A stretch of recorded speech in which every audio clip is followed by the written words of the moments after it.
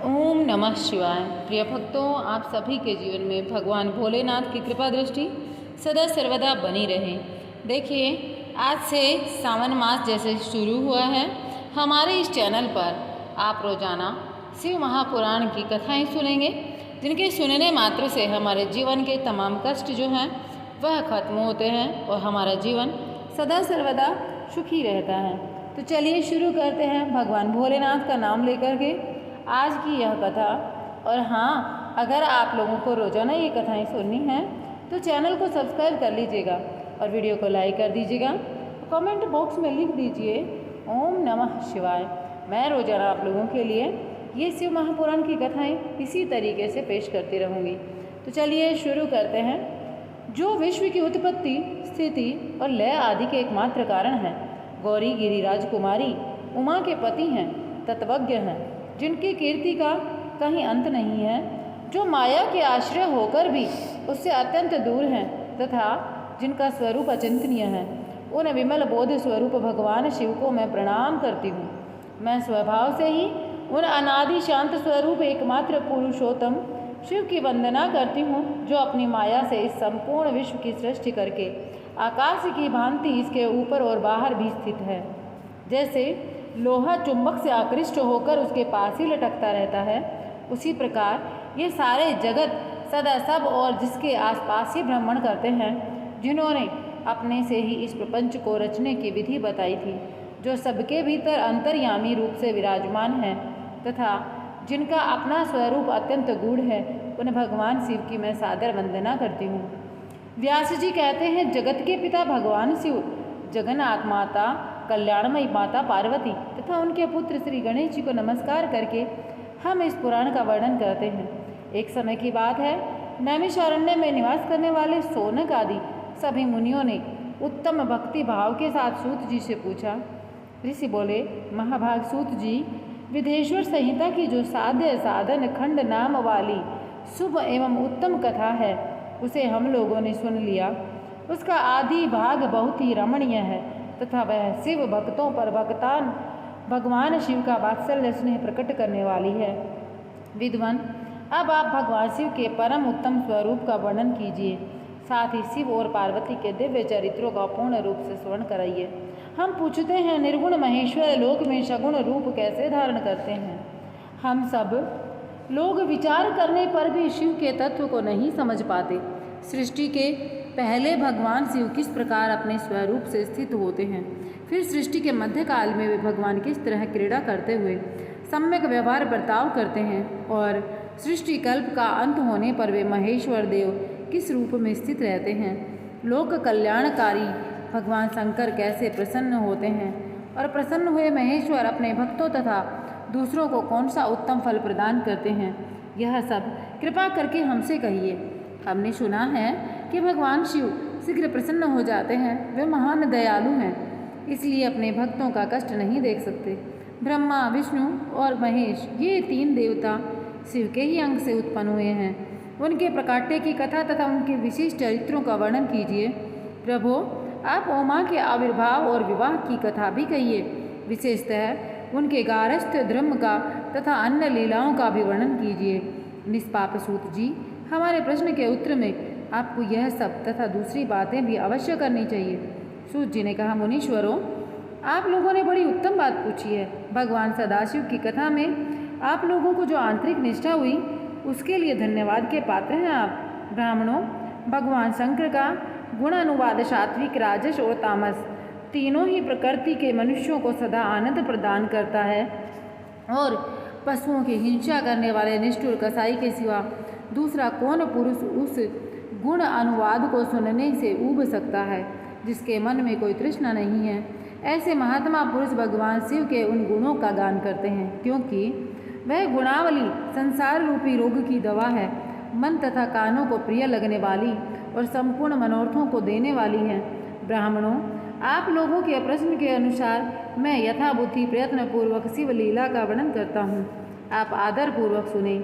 जैसे आप लोग पूछ रहे हैं, उसी प्रकार देवर्षि नारद जी ने शिव रूपी भगवान विष्णु से प्रेरित होकर अपने पिता से पूछा था। अपने पुत्र नारद का प्रश्न सुनकर शिव भक्त ब्रह्मा जी का चित्त प्रसन्न हो गया था और वे उन मुनि शिरोमणि को हर्ष प्रदान करते हुए प्रेम पूर्वक भगवान शिव के यश का गान करने लगे। एक समय की बात है, मुनि शिरोमणि विप्रवर नारद जी ने ब्रह्मा जी के पुत्र जो हैं विनित चित्त हो तपस्या में मन लगाया। हिमालय पर्वत में कोई एक गुफा थी जो बड़ी शोभा से संपन्न दिखाई देती थी। उसके निकट देव नदी गंगा निरंतर वेग पूर्वक बहती थी। वहाँ एक महान दिव्य आश्रम था जो नाना प्रकार की शोभा से सुशोभित था। दिव्य दृष्टि नारद तपस्या करने के लिए उसी आश्रम में गए। उस गुफा को देखकर मुनिवर नारद जी बड़े प्रसन्न हुए और सुदीर्घ काल तक वहाँ तपस्या करते रहे। उनका अंतःकरण शुद्ध था। वे दृढ़तापूर्वक आसन बांधकर मौन हो प्राणायाम पूर्वक समाधि में स्थित हो गए। ब्राह्मणों, उन्होंने वह समाधि लगाई जिसमें ब्रह्म का साक्षात्कार कराने वाला अहम ब्रह्मास्मि, मैं ब्रह्म हूँ, यह विज्ञान प्रकट होता है। मुनिवर नारद जी इस प्रकार तपस्या करने लगे। उस समय यह समाचार पाकर देवराज इंद्र काँप गए। वे मानसिक संताप से विहल हो गए। ये नारद मुनि मेरा राज्य लेना चाहते हैं। मन ही मन ऐसा सोचकर इंद्र ने उनकी तपस्या में विघ्न डालने के लिए प्रयत्न करने की इच्छा की। उस समय देवराज ने अपने मन से कामदेव का स्मरण किया। स्मरण करते ही कामदेव वहाँ आ गए। महेंद्र ने उन्हें नारद जी की तपस्या में विघ्न डालने का आदेश दिया। यह आज्ञा पाकर कामदेव वसंत को साथ ले बड़े गर्व से उन स्थान पर गए और अपना उपाय करने लगे। उन्होंने वहाँ शीघ्र ही अपनी सारी कलाएं रच डाली। वसंत ने भी मदमत होकर अपना प्रभाव अनेक प्रकार से प्रकट किया। मुनिवरों, कामदेव और वसंत के अथक प्रयत्न करने पर भी नारद मुनि के चित्त में विकार उत्पन्न नहीं हुआ। महादेव जी के अनुग्रह से उन दोनों का गर्व चूर्ण हो गया।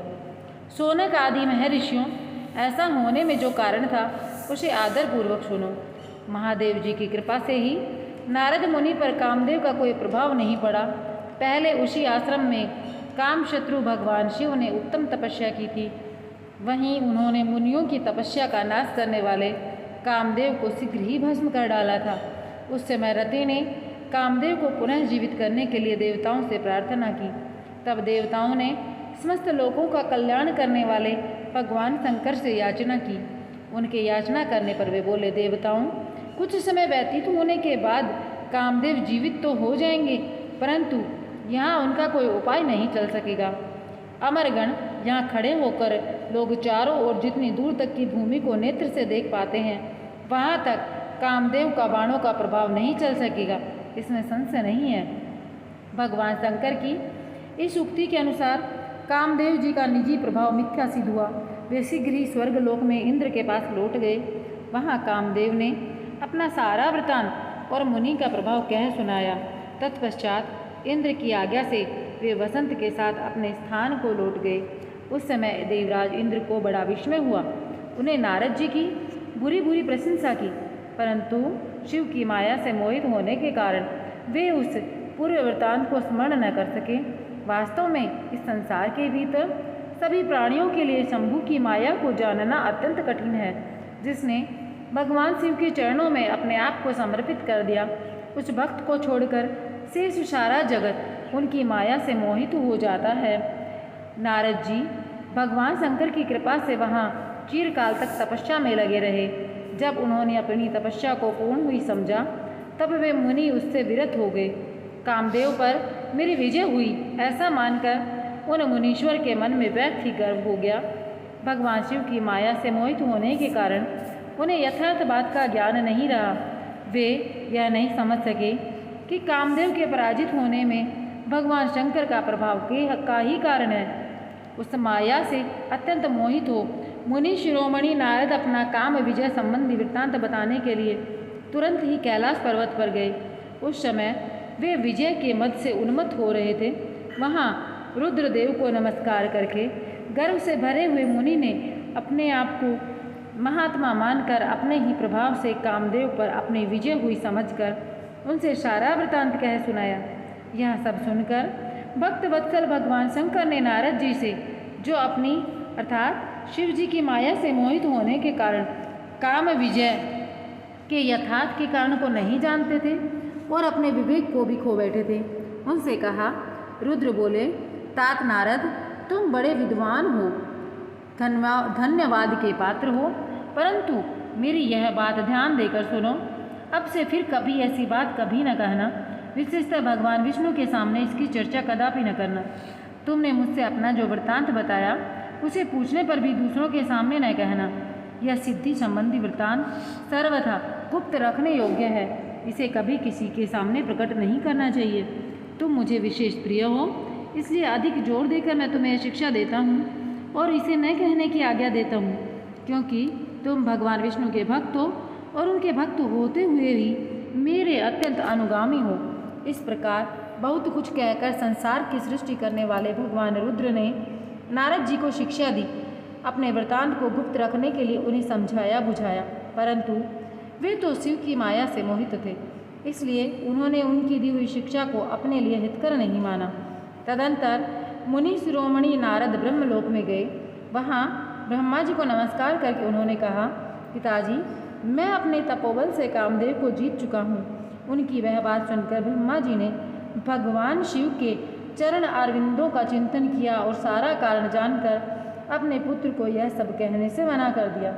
परंतु नारद जी शिव की माया से मोहित थे, अतः उनके चित्त में मद का अंकुर जम गया था, उनकी बुद्धि मारी गई थी। इसलिए नारद जी अपना सारा वृत्तांत भगवान विष्णु के सामने कहने के लिए वहाँ से शीघ्र ही विष्णु लोक में चले गए। नारद मुनि को आते देखकर भगवान विष्णु बड़े आदर से उठे और शीघ्र ही आगे बढ़कर उन्होंने मुनि को हृदय से लगाया। मुनि के आगमन का क्या हेतु है, इसका उन्हें पहले से ही पता था। नारद जी को अपने आसन पर बिठाकर भगवान शिव के चरण अरविंदों का चिंतन करके श्री हरि ने उनसे पूछा। भगवान विष्णु बोले, तात, कहाँ से आते हो? यहाँ किस लिए तुम्हारा आगमन हुआ?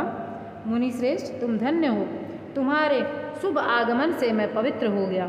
भगवान विष्णु का यह वचन सुनकर गर्व से भरे हुए नारद मुनि ने मद से मोहित होकर अपना सारा वृत्तांत बड़े अभिमान के साथ कह सुनाया। नारद मुनि का वह अहंकार युक्त वचन सुनकर मन ही मन भगवान विष्णु ने उनकी काम विजय के यथार्थ कारण को पूर्ण रूप से जान लिया। तत्पश्चात श्री विष्णु बोले, मुनि श्रेष्ठ, तुम धन्य हो, तपस्या के तो भंडार हो ही, तुम्हारा हृदय भी बड़ा उदार है। मुने, जिसके भीतर भक्ति, ज्ञान और वैराग्य नहीं होते, उसी के मन में समस्त दुखों को देने वाले काम, मोह आदि विकार शीघ्र उत्पन्न होते हैं। तुम तो नैष्ठिक ब्रह्मचारी हो, सदा ज्ञान वैराग्य से युक्त रहते हो, फिर तुम्हें में काम विकार कैसे आ सकता है? तुम तो जन्म से ही निर्विकार तथा शुद्ध बुद्धि वाले हो। श्री हरि की कही हुई ऐसी बहुत सी बातें सुनकर मुनि शिरोमणि नारद जोर जोर से हंसने लगे और मन ही मन भगवान को प्रणाम करके इस प्रकार बोले। नारद जी ने कहा, स्वामिन, जब मुझ पर आपकी कृपा है तब बेचारा कामदेव अपना क्या प्रभाव दिखा सकता है।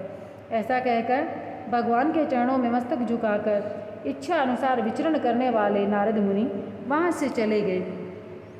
माया निर्मित नगर में शील निधि की कन्या पर मोहित हुए नारद जी का भगवान विष्णु से उनका रूप मांगना और भगवान का अपने रूप के साथ उन्हें वानर का मुँह दे देना और कन्या का भगवान को वर्ण करना और कुपित हुए नारद जी का शिवगणों का शाप दे देना, यह कथा हम अब अगले अध्याय में सुनने वाले हैं। तो प्रिय भक्तों, यह जो अध्याय है, आज का जो अध्याय है, यह हम यहीं पर समाप्त करते हैं। और इस अध्याय के साथ में मैं आप लोगों से कहना चाहूँगी कि भगवान भोलेनाथ की कृपा दृष्टि आप सभी पर सदा सर्वदा बनी रहे और आपका जीवन भगवान भोलेनाथ की कृपा से सदा सर्वदा सुखी रहे। रोजाना भोलेनाथ की कथाएं सुनने के लिए, शिव महापुराण की कथाएं सुनने के लिए चैनल को अभी सब्सक्राइब कर लेना और वीडियो को लाइक कर देना और कमेंट बॉक्स में लिखना ओम नमः शिवाय। भगवान श्री भोलेनाथ आपका जीवन खुशियों से भर दे। ओम नमः शिवाय।